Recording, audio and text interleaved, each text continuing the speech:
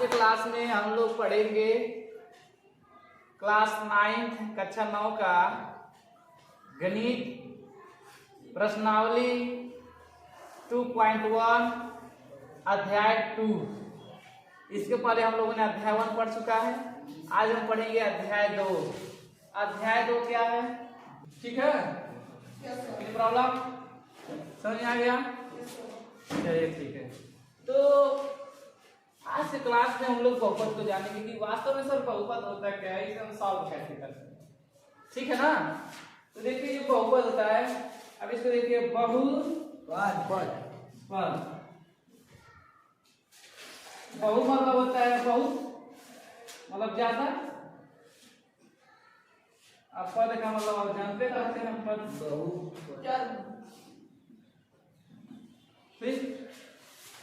इसे हम बोलते हैं ग्रीक में पोलिनोमियल।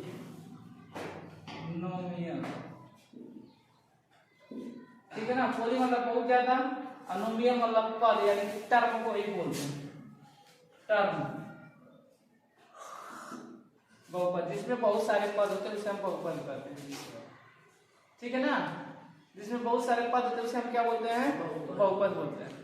बहुपद की एक सबसे प्यारी खासियत क्या है कि जो सर बहुपद होता है ना, उसके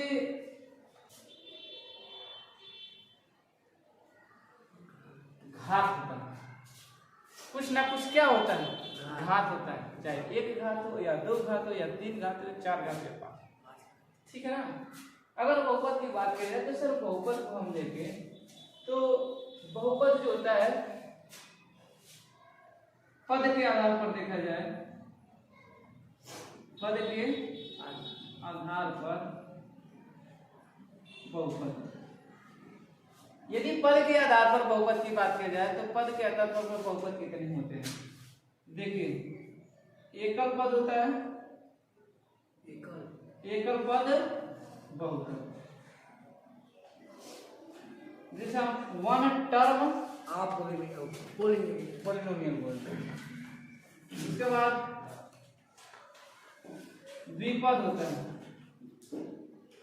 द्विपद। उसके बाद त्रिपद। ठीक है ना? तो एकल पद, जिसमें एक पद हो, जिसमें एक पद हो, सिंगल पद, उसे हम बोलते हैं एक पद बहुपद। एक पद बहुपद। और इसमें दो पद, उसमें हम उसको कहेंगे त्रिपद। जिसमें तीन पद होगा उसे हम त्रिपद। ठीक है ना? अब देखिए एक पद क्या है, जैसे हमने यहाँ पे लिख दिया 40, या कोई भी बहुपद की बात करें तो उसमें दो चीजें होती हैं। एक होता है जिसे हम बोलते हैं चर, और एक होता है जिसे हम लोग बोलते हैं अचर। ठीक, इसको हम बोलते हैं वेरिएबल, जिसे हम बोलते हैं नॉन वेरिएबल, यानी कि चर और अचर। आज इसके साथ कोई भी चर पद नहीं होता उसे हम लोग कांस्टेंट पद बोलते हैं।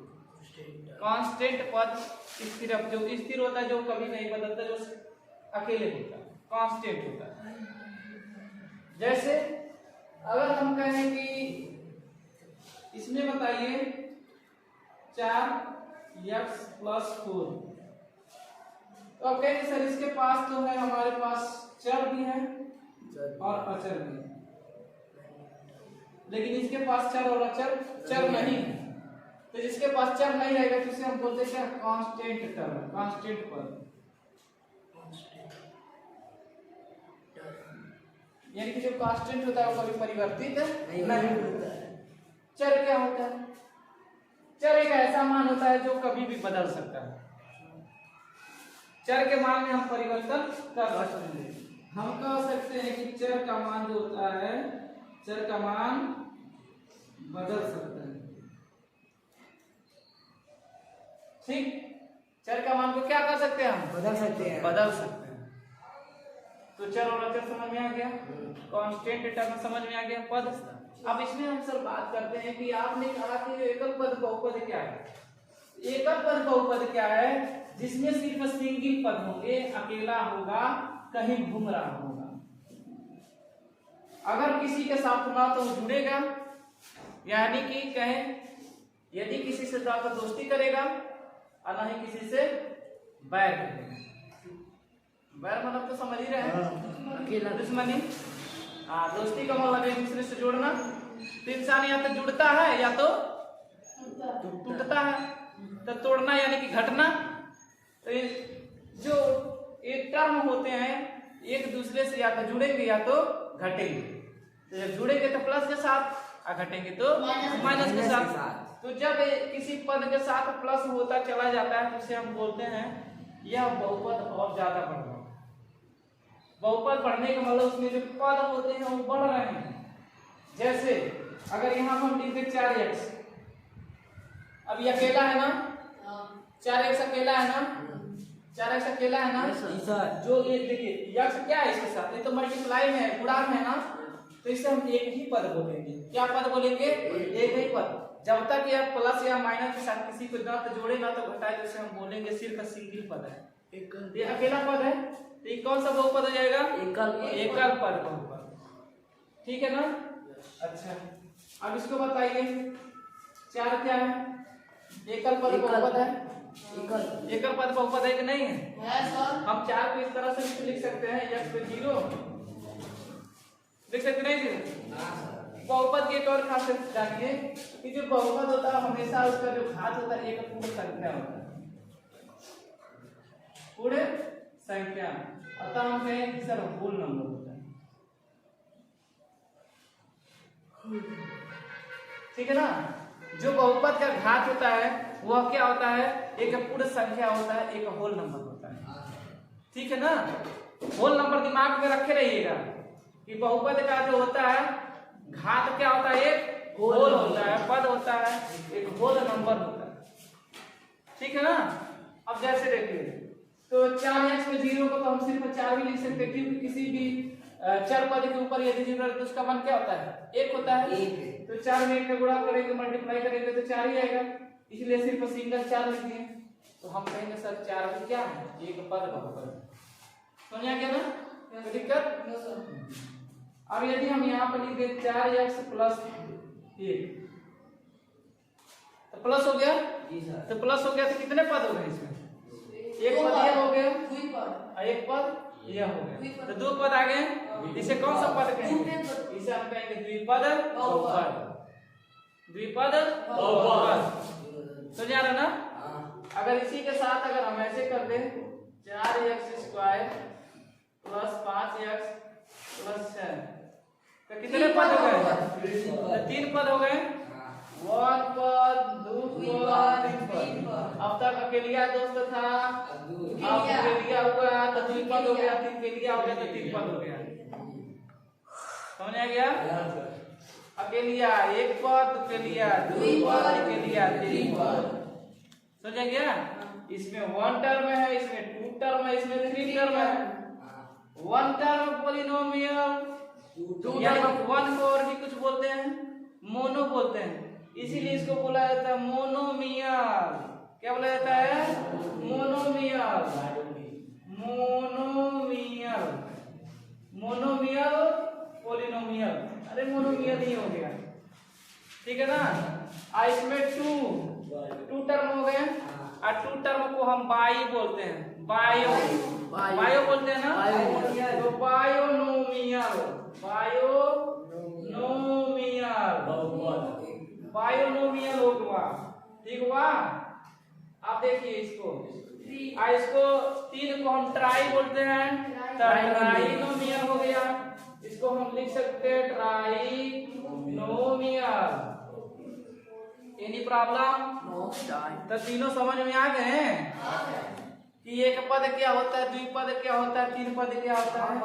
अभी तो हम लोगों ने देखा पद के आधार पर सर किसी को कोई दिक्कत समस्या नहीं होगा। अब हम देख लेते हैं कि सर घात के आधार पर बहुपद क्या है। घात के आधार पर बहुपद क्या होता है, किसी को कोई दिक्कत? चलिए अभी हम लोगों ने क्या देखा है कि पद के आधार पर on the basis of term, polynomial को हमने देखा है, ठीक है ना। अब हम देखेंगे कि घात के आधार पर, किसके आधार पर, घात के आधार पर, किसके आधार पर देखेंगे, घात के आधार पर। तो घात के आधार पर देखेंगे बहुपद को घात के आधार पर, घात के आधार पर, यानी कि अब इसको घात देना है, ठीक है ना। अब घात कैसे देना है, 1 में देना है, 2 देना है, 3 देना है या 4 देना है, ठीक है ना। 4 देना है, 4 देना है। अब घात के आधार पर देखिए बाबू, ध्यान से देखिए, समझिए। घात के आधार पर यदि किसी के ऊपर एक घात रहेगा, किसी के ऊपर एक घात रहेगा, तो एक घात वाले बहुपद को हम लोग बोलते हैं रैखिक समीकरण बोल देते हैं, ठीक। रैखिक समीकरण वाला बहुपद हो गया, ठीक है बाबू। आज इसमें 2 घात हो गया, उसको हम बोल देते हैं द्विघात, द्विघात समीकरण, उसको बोल देते हैं द्विघात समीकरण। आज इसमें 3 को घात हो जाए, 3 घात हम बोलते हैं त्रिघात समीकरण।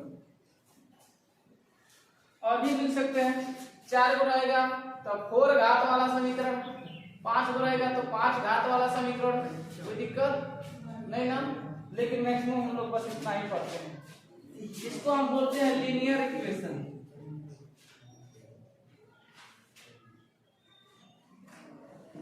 ठीक। इसको हम क्या बोलते हैं जी, द्विघात समीकरण को क्या बोलते हैं, नहीं पता है आपको,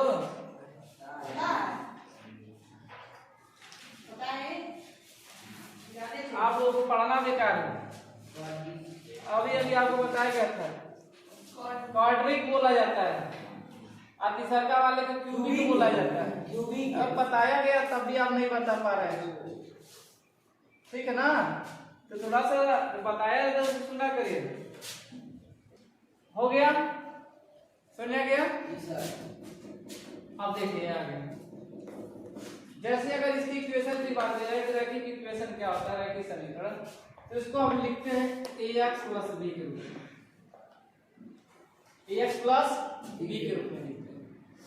अगर आपसे पूछा जाएगा कि रैखिक समीकरण का उदाहरण दीजिए, तो आप रैखिक समीकरण आप लिख सकते हैं ax + b, ठीक है ना। जब x में कुछ घात नहीं दिखता तो उसमें कौन सा घात होता है, एक घात होता है। और जब एक घात रहेगा तो कौन सा समीकरण हो जाएगा, रैखिक समीकरण हो जाएगा। समझ आ रहा है। अब यहाँ देखिए, अब दूसरे का घात देखिए, इसको हम लिखते हैं ax² + bx + c के रूप में लिखते हैं। एनी प्रॉब्लम सर, द्विघात तो सिर्फ तो ही तक लिखेंगे, ठीक है ना। तो यहाँ पे देखिए 2 घात है, इस पे हम ax + bx लिख दिए, कोई प्रॉब्लम नहीं। और त्रिघात वाला हम लिख सकते हैं ax³ + bx, जितना बढ़े उतना, हाँ जितना घात हो तो इसके ऊपर आप डिपेंड करता है। आप c लिख सकते हैं, कोई दिक्कत नहीं। ये तो सिर्फ घात ही बताना, इक्वेशन कौन सा इक्वेशन है, टर्म तो पूछ नहीं रहा है, तो सिर्फ घात पूछ रहा है। 1 घात, इसमें 1 घात है, रैखिक समीकरण, 2 घात है, द्विघात समीकरण, 3 घात है, त्रिघात समीकरण, तो 4 घात वाला समीकरण हो जाएगा। ऐसे से बढ़ता जाएगा तो 5 घात 6 घात, तो आप पढ़ लेंगे ना। ये तो बेसिक टर्म था जो आपको बताना जरूरी था। यहाँ तक समझ में आ गया। अब देखिए, चर तो बहुत सारे होते हैं, हमारे पास भी होते हैं, चर तो बहुत ज्यादा हैं। A B C D F G H K अलावा N O P X Y Z सब कुछ सब चर ही तो हैं, चर है ना। तो जो चर रहेगा उसे हम कहेंगे, एक चर है तो हम कहेंगे एक चर वाला समीकरण या एक चर वाला बहुपद। देखिए अगर हम यहाँ पर लिखते ax + b x, तो यहाँ पर दोनों के पास क्या है, x है, तो हम कहेंगे x चर वाला क्या है, बहुपद, ठीक है ना। लेकिन अगर हम यही लिखते ax² + by, अब क्या कहेंगे, यह बहुपद तो है लेकिन सिर्फ x वाला नहीं, x और y दोनों वाला, ठीक है। हम क्या लिखेंगे, बहुपद नहीं, बहुपद है बहुपद है, लेकिन क्या है, x भी चर है और y चर है, यानी कि x चर और y चर दोनों वाला है बहुपद। कोई प्रॉब्लम समझ आ गया? यदि यहाँ पे अगर और कुछ लिखे ax² plus by plus z, इसमें कितने चर हो जाएंगे? तीन चर वाला बहुपद हो जाएगा ना, एक x वाला, एक y वाला, एक z वाला। आज जो एबीसीडी लिखते हैं इसको हम कांस्टेंट मानते हैं, ठीक है ना? एबीसीडी क्या होता है? कांस्टेंट, इसको हम मान लेते हैं। कोई दिक्कत? समझ आ गया? अब चलिए आगे देखते हैं। एक और इसकी कहानी है, ठीक है ना, जो इसकी जुबानी हम सुनेंगे। अगर मान लीजिए अगर हम यहाँ पे लिख देते हैं कि 2x - 1 + 6, ये हम इसे ना लिखें, तो क्या यह बहुपद है? क्या यह बहुपद है? बहुपद है? कैसे बहुपद है? हाँ, अपूर्ण घात एक पूर्ण संख्या है, पूर्णांक है, इसीलिए यह बहुपद है। इसीलिए हम कहीं इस बात को नोट करिएगा कि हमेशा जो बहुपद होगा वो क्या होगा? होल नंबर होगा।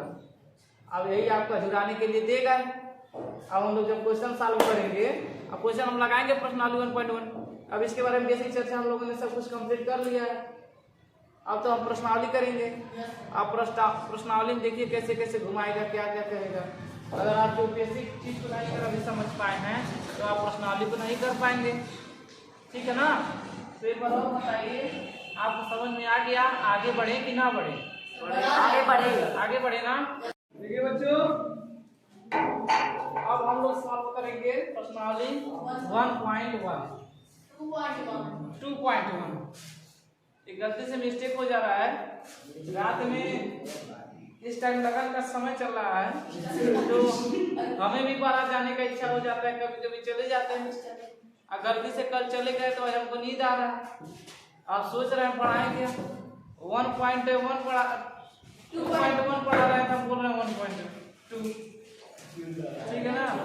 गलती से मिस्टेक हो जाता है तो कोई दिक्कत नहीं है। आप लोग है ना, आप लोग जाग चुके हैं ना, अब हमको सोने दीजिए, कोई दिक्कत नहीं, ठीक है ना? तो देखिए ये प्रश्नावली कौन सा है? 2.1 यानी कि 2.1 प्रश्नावली। इसमें से जो फर्स्ट क्वेश्चन है प्रश्न संख्या 1, ये कहता है कि निम्नलिखित व्यंजकों में कौन कौन एक चर में बहुपद है?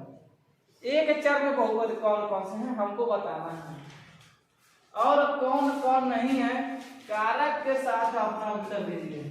और कारक के साथ आपको उत्तर देना है कि कौन कौन से बहुपद नहीं, ठीक है ना? अभी हम लोगों ने इसको पढ़ा दिया, इंट्रोडक्शन क्लास में पढ़ा है। इस पे देखिए स्क्वायर है ना, हमने कहा है कि जब भी किसी के ऊपर, किसी भी चर के ऊपर कोई घात हो तो उसे हम क्या कहेंगे? बहुपद कहेंगे। क्या कहेंगे? बहुपद कहेंगे। लेकिन जितना घात रहेगा उतना समीकरण का बहुपद होगा, ठीक है ना? उस घात का बहुपद होगा। और उसमें कितने चर की संख्या है? एक ही चर है सब जगह तो एक चर वाला होगा, लेकिन अलग अलग है तो 2 चर वाला होगा, फिर और भी भिन्न है तो 3 चर वाला होगा। जितना चर है 3 चर वाला बहुपद होगा, ठीक है ना? अब यहाँ पे बताइए क्या यह बहुपद है? पहले बताना है एक चर वाला बहुपद यह बहुपद है? तो हम कहेंगे यस बहुपद है। अब क्यों? ये कितने पद वाला बहुपद है? तो हम कहेंगे हर जगह पे एक कहेंगे यक्ष चर वाला, ठीक? बहुपद है लेकिन यक्ष चर वाला, तो ठीक है, कोई दिक्कत नहीं। अब यहाँ हमको सिर्फ एक चर वाला ही बताना है, तो यक्ष क्या है? एक चर वाला बहुपद है, ठीक है ना? कोई दिक्कत नहीं। ये क्या ये बहुपद है? कहेंगे हाँ बहुपद है। वाई बहुपद है। कौन सा चर वाले? हम कहेंगे वाई एक चर एक चर वाला बहुपद है। Any problem? अब इसमें बताइए क्या ये बहुपद है? क्या यह बहुपद है? यदि रूट में 3 है, इसको जब हम लिखेंगे 3/2 होगा, रूट का मान 1/2 होता है। रूट का मान 1/2 क्या 1/2 पूर्ण संख्या है? पूर्ण संख्या नहीं ना है, तो पूर्ण संख्या नहीं है तो क्या बहुपद होगा? हम कहेंगे बहुपद नहीं। तो क्या हमारे यहाँ बहुपद होगा? नहीं, बहुपद नहीं होगा ना, हम कहेंगे बहुपद नहीं। पद नहीं, बहुपद नहीं, ठीक है ना, बहुपद नहीं। अब इसको बताइए, अगर इसे आप सॉल्व करेंगे y + 2y - 1, ठीक, तो -1 है, क्या -1 वाला बहुपद होगा? नहीं है। हम कहेंगे सर बोल मतलब नहीं है। बहुपद नहीं, बहुपद नहीं है। और ये वाला बहुपद है, हम कहेंगे सर बहुपद तो है लेकिन 3 चर वाला बहुपद है, एक x चर, एक y चर, एक t चर। हम कहेंगे सर बहुपद है, बहुपद है लेकिन 3 चर वाला, 3 चर वाला बहुपद है। और कौन कौन से चर हैं? x है, y और t। कोई दिक्कत? समझ आ गया? यह हमारा 2.1 का फर्स्ट क्वेश्चन का आंसर था, यह सॉल्यूशन था। इस तरह से हम लोग इसे सॉल्व करते हैं। माइंड में सेट हो गया? Yes sir. किसी को कोई समस्या? No sir. नहीं ना है? No sir. तो आगे चले?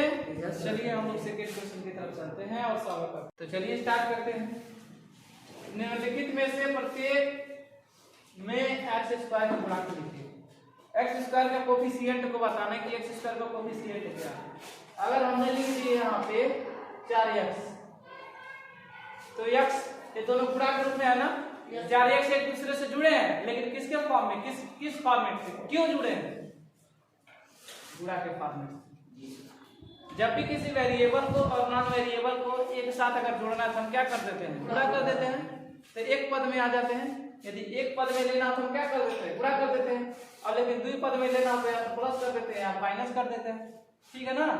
तो जब भी एक पद, ऐसा पद जिसमें चर और अचर यानी कि वेरिएबल और नॉन वेरिएबल दोनों एक साथ हों, दोनों एक साथ हों, तो किसके वजह से जुड़े रहेंगे? गुणा। किसकी वजह से? गुणा की वजह से, गुणा की वजह से जुड़े रहते हैं, इसीलिए उसको क्या कहा जाता है? गुणांक कहा जाता है, ठीक है ना। तो यहाँ पे 4x, यहाँ पे x का गुणांक क्या है? x का गुणांक क्या है? हम कहेंगे 4। x का गुणांक क्या है? 4। यहाँ पे हम लिखे 4c², c² के गुणांक क्या होगा? 4। क्या होगा? 4 होगा। नींद में सो के चल रहे हो क्या? दिमाग नहीं काम कर रहा है? अभी बता रहे हैं कि इसके साथ x का पूछ रहे थे, x को छोड़ दीजिए, उसके बाद उसके आगे जो लगा हुआ है तो दिमाग नहीं काम कर रहा है। सो के पढ़ने की आदत छोड़ दीजिए, जगह के पढ़िए। सपना खुली आंख से देखने में मजा नहीं आता है, बंद आंख से सपना देखने में मजा आता है। कभी बंद आंख से ना, तो जिसका जो नियम उसका कार्य करेंगे तभी तो अच्छा लगेगा। अब भूख लगी है तो मुंह बना है, अब नाक से खाना खाएंगे तो अच्छा लगेगा नहीं ना, तो मुंह बना दे, मुंह से खाइए। तो सपना जो है ना, बंद आंखों से देखने में अच्छा लगता है, खुली आंखों से नहीं। नींद आ रही,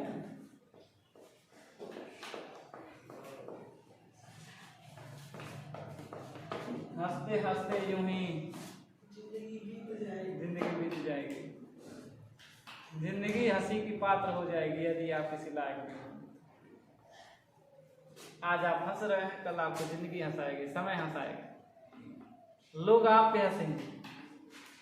वाजिब रहे पढ़ लीजिए, ठीक है ना। अब यहाँ पे देखिए, हमको किसका कोफिशिएंट बताना है? इसमें x² के पास क्या है? कुछ नहीं है, जिसके आगे कुछ नहीं उसके आगे क्या होता है? 1। हम कहेंगे x² का जो गुणांक होगा 1 होगा। 1 होगा। क्या होगा? 1। समझ आ गया? यहाँ पूछा गया x स्क्वायर का गुणा करके क्या होगा?